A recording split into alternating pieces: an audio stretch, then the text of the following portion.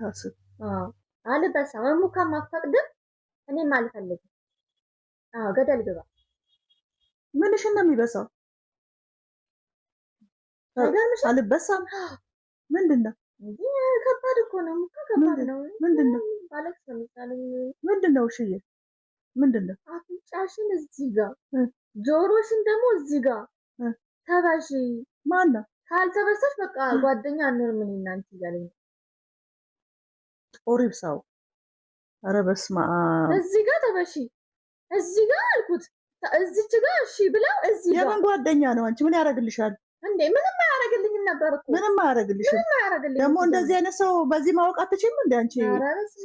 ሲጀምር የማያጠገብ እንጀራ ከምጣዱ ያስታውቃል እንጂ።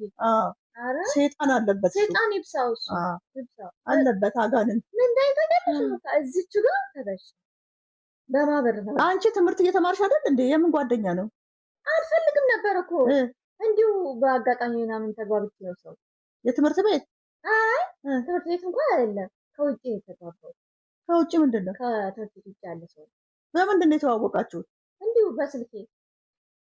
አንቺ ገና ይሄን ነገር ሳወራ ጆሮ ላይ አዘጊም እንዴ? እሱ አይደለም እኮ ጓደኛ ሆነን ጥሩ ሰው ሆኖ ቆይተን ነበር።